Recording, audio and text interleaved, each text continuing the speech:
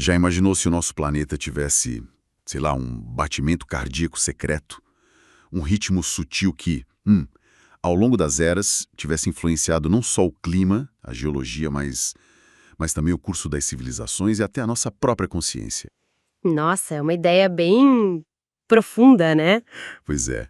E é essa ideia central que a gente encontra no material O Pulso da Terra, de Elderlag, que vamos explorar hoje. Aham. A nossa missão aqui, veja bem, não é dizer se é verdade ou não, mas sim tentar entender a perspectiva que esse material apresenta, sabe? Ele convida a gente a olhar para umas hipóteses que, desafiam um pouco o nosso jeito usual de ver a realidade. Sim, abre para outras possibilidades. Exato. Vamos investigar o que essa obra diz sobre essa tal frequência da Terra, os efeitos que ela supostamente teria em nós e um conceito bem curioso que o autor chama de arrebatamento da frequência. Um nome forte, né? Bastante. Preparados para essa análise? Ok, então, vamos mergulhar nisso. Para começar, o material leva a gente para uma terra muito antiga, né? Bem antes da nossa chegada. Imagina assim, um mundo de oceanos gigantescos, vulcões ativos o tempo todo, montanhas se formando, um cenário bem bruto. Uhum. Onde a vida complexa, como a gente conhece, era bem rara. Isso. E o autor aponta para o que ele chama de uma lacuna na nossa história evolutiva, sabe? Aquele pulo que nos levou do primata ao Homo sapiens. Ah, sim. O elo perdido, que se fala tanto. É por aí. E ele sugere que a gente foi moldado em resposta a esse planeta primitivo. Um mundo de água, pedra e energia invisível, como ele diz. Essa ideia do invisível parece importante aqui, né? Exato. E essa noção do invisível, ou do que a gente não entende completamente, é conectada a conceitos da arqueologia que o autor usa para reforçar o ponto dele. Como assim? Ele fala, por exemplo, em horizonte cultural. Sabe aqueles períodos em que ideias, costumes se espalham de um jeito meio misterioso por áreas enormes? Sim, já ouvi falar. Ou então em colapso complexo, o fim repentino e muitas vezes sem explicação clara de sociedades que eram super sofisticadas. E claro, nas civilizações perdidas, né? Que a gente mal consegue rastrear a história. Tipo Atlântida, essas coisas. Ou mais realistas. Ele cita exemplos mais concretos, como Mesopotâmia, Egito, Vale do Indo, os Maias. O argumento dele é que, além do que a gente vê nas ruínas e nos textos, existe uma camada mais profunda na experiência dessas culturas. Uma camada talvez ligada a essas influências mais sutis do ambiente, que a gente não percebe hoje. Isso, que permanece meio oculta para nós. A sugestão implícita é que talvez essa energia invisível do planeta tenha tido um papel nesses ciclos de altos e baixos que a arqueologia tenta decifrar. Entendi. E essa ideia de uma influência invisível leva a gente direto pro coração do material, que é a frequência da Terra, a tal da ressonância Schumann. Exatamente. O autor descreve como o batimento cardíaco do planeta, vibrando ali por volta de 7,83 Hz.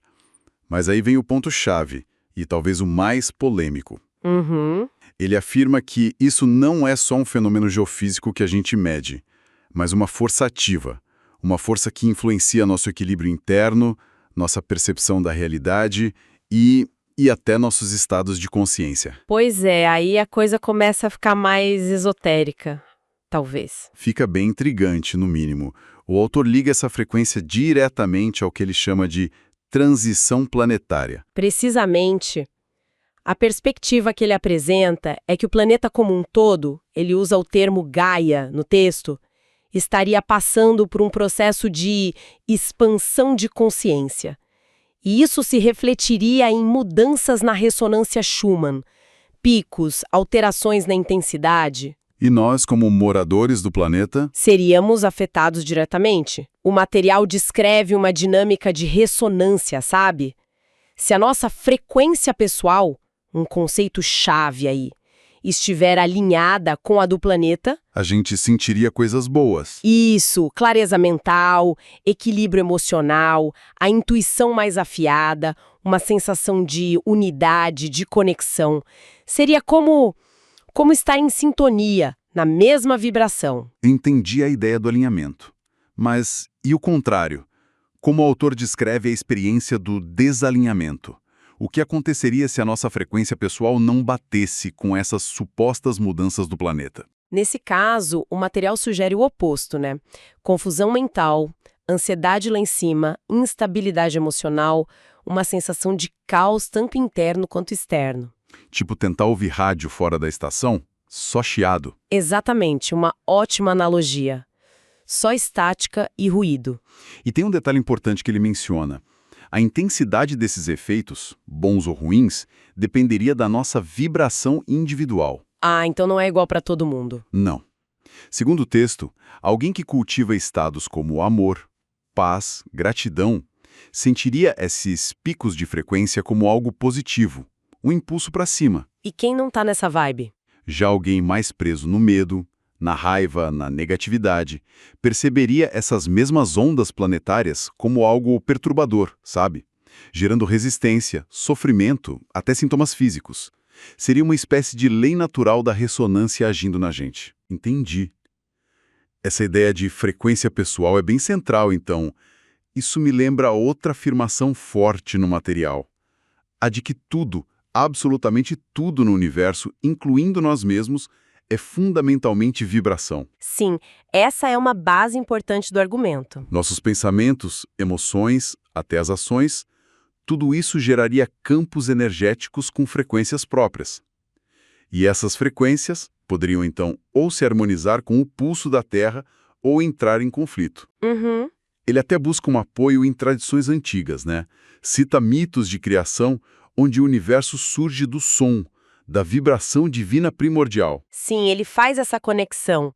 E o fascinante é como essa visão universal da vibração é trazida para a nossa jornada individual. Como assim? Se tudo vibra, a nossa consciência também opera numa frequência. Então o autor propõe que o alinhamento vibracional, ou seja, a gente conscientemente elevar a nossa frequência pessoal para ressoar com energias mais altas como amor, gratidão, perdão, seria a chave. A chave para quê? Exatamente. Não só para o nosso bem-estar, mas para a própria evolução da consciência, para uma conexão mais profunda com tudo, com a teia da vida. Não é só ser afetado por uma frequência de fora, entende? É a gente ativamente modular nossa própria ressonância interna. É quase como afinar um instrumento musical para tocar junto com a orquestra do universo. Perfeito, exatamente essa é a ideia. Afinar o nosso próprio ser. E essa afinação, esse alinhamento, parece ser a base para um dos conceitos mais reinterpretados no material, o arrebatamento. Ele usa a expressão arrebatamento da frequência. Sim, Isso muda bastante a ideia tradicional, né? De um evento externo, divino, repentino. Como ele descreve esse processo?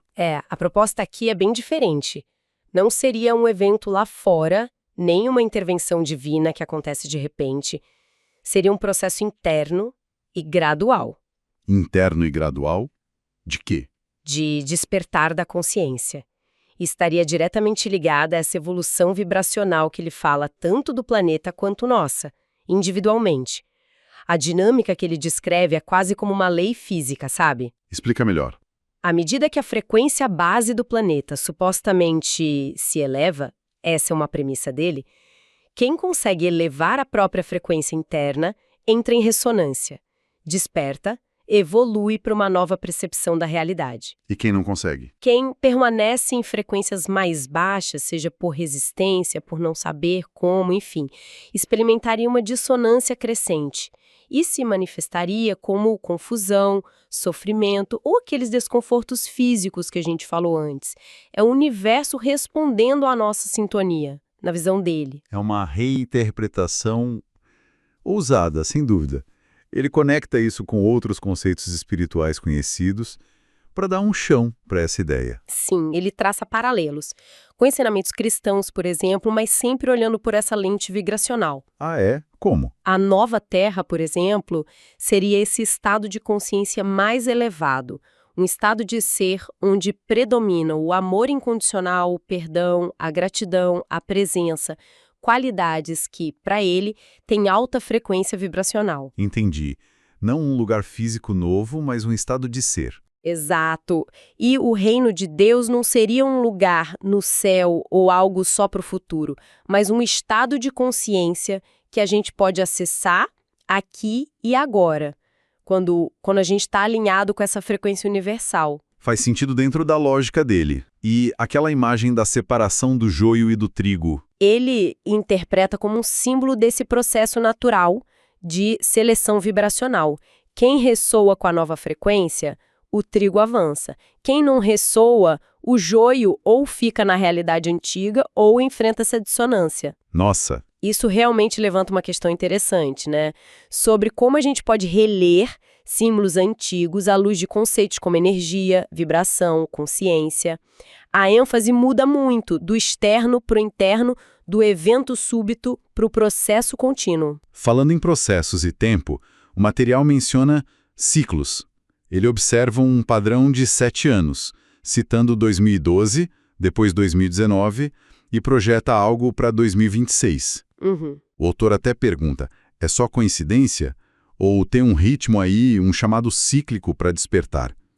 E isso vem junto com um alerta sobre a necessidade de preparação, especialmente olhando para esse 2026.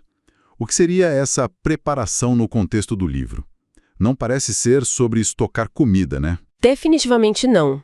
Não é sobre preparação material no sentido que a gente costuma pensar. O texto deixa bem claro que não existe receita mágica. Então o que é? A preparação que ele sugere é uma jornada espiritual profunda e individual. Não importa muito a crença ou o caminho, se a pessoa é budista, cristã, espírita ou mesmo um livre pensador. O que importa É ir além do superficial, sabe, da informação solta. É mergulhar na essência do próprio caminho espiritual. Se a gente conectar isso com a visão geral dele, preparar-se significa cultivar ativamente aquelas qualidades de alta vibração que falamos. Amor, perdão, gratidão, presença. É fortalecer a própria energia, então, a própria nota musical, usando a sua analogia. Exatamente. Para poder ressoar com as frequências mais altas que ele acredita que estão ficando mais intensas no planeta. E como fazer isso na prática do dia a dia? Ele dá alguma sugestão mais concreta para esse fortalecimento energético? Sim, ele lista algumas práticas diárias que, na perspectiva dele, ajudam a elevar essa vibração pessoal. Coisas como, Por exemplo, cultivar conscientemente o amor incondicional, por si mesmo e pelos outros. Praticar a gratidão por tudo, sabe? As coisas grandes, as pequenas. Liberar o passado através do perdão, que é um ponto forte. Focar na presença, no agora, sem ficar preso no que já foi ou ansioso pelo que virá. e em relação aos outros? Buscar uma conexão de respeito e empatia com todo mundo, com todos os seres. Tem também uma citação que ele destaca. Eu sou é o caminho, a verdade e a vida. Conhecida.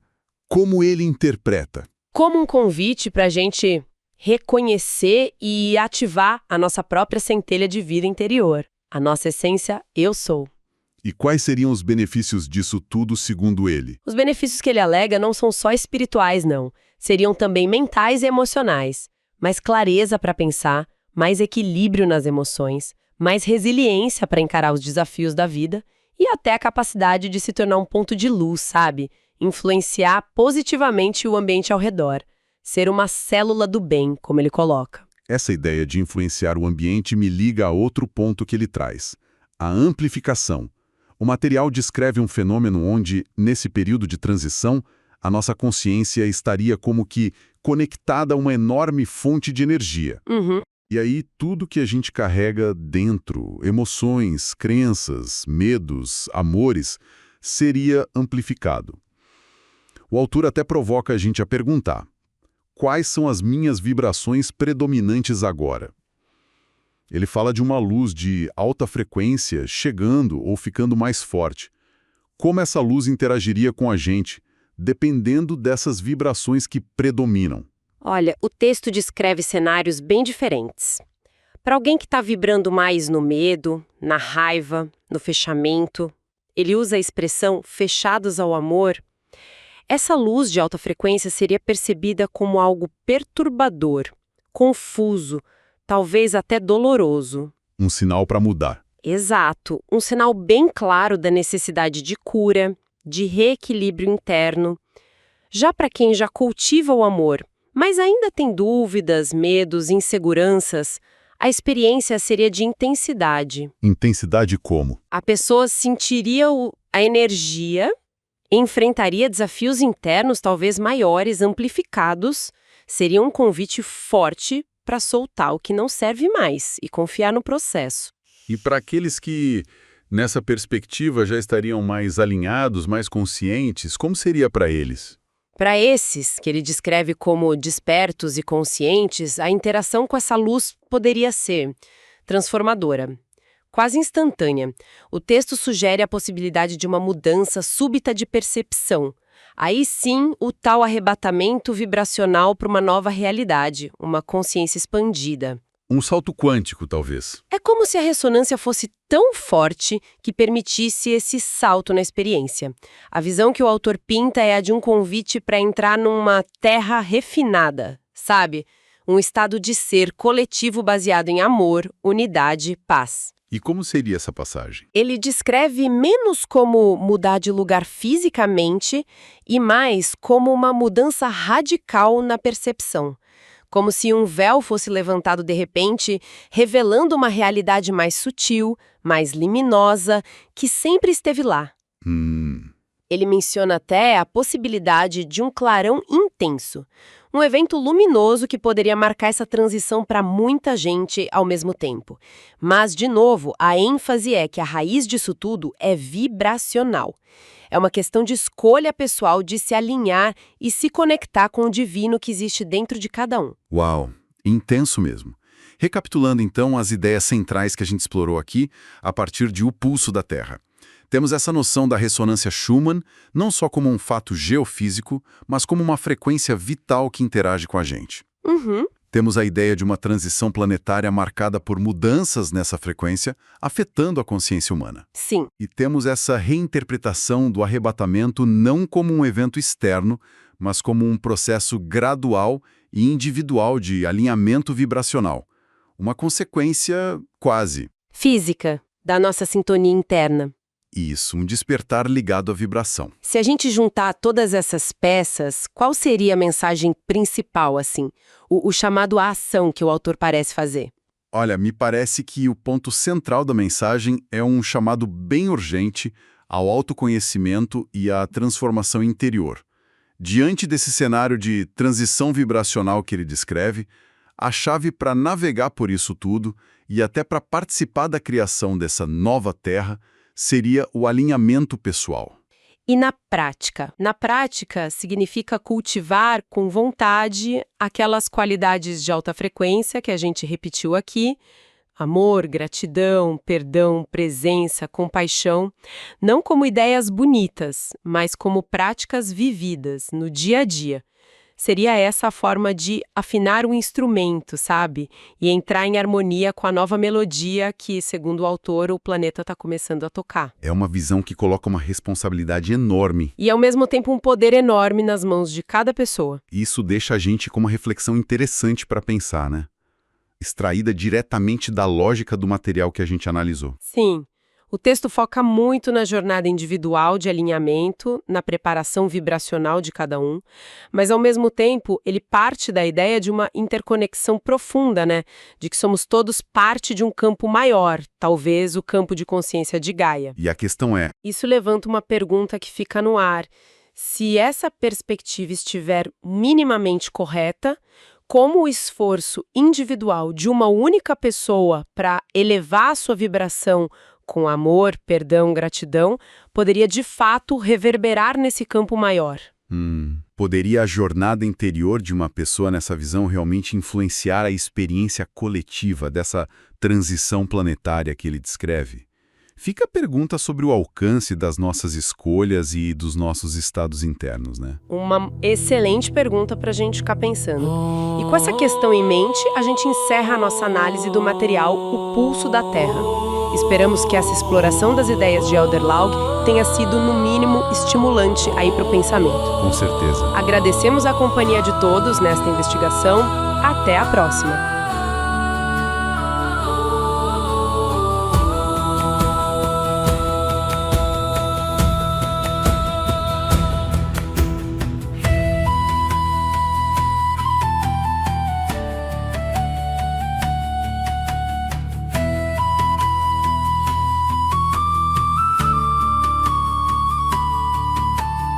cielo se abre con luz brillante, el mundo renace, todo es vibrante. Ríos de energía recorren la creación. Cada alma siente su conexión. Siento la vida despertar, el universo empieza a cantar, cada corazón empieza a latir, en la nueva tierra vamos a vivir. Nueva tierra, tierra de luz, donde el amor es nuestra cruz. Renace el espíritu, vuela el corazón. Nueva tierra, guía nuestra canción.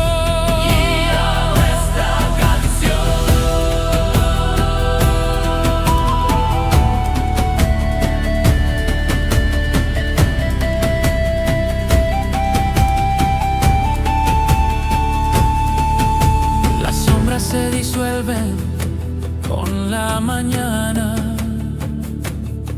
cada mirada brilla, cada paso gana, el aire vibra con armonía, y el mundo entero canta alegría. Desde lo alto veo la conexión, todo es energía, todo es oración, cada ser un faro a brillar, en la nueva tierra vamos a danzar. Nueva tierra, tierra de luz, donde el amor es nuestra cruz. Renace el espíritu, vuela el corazón. Nueva tierra, guía nuestra canción.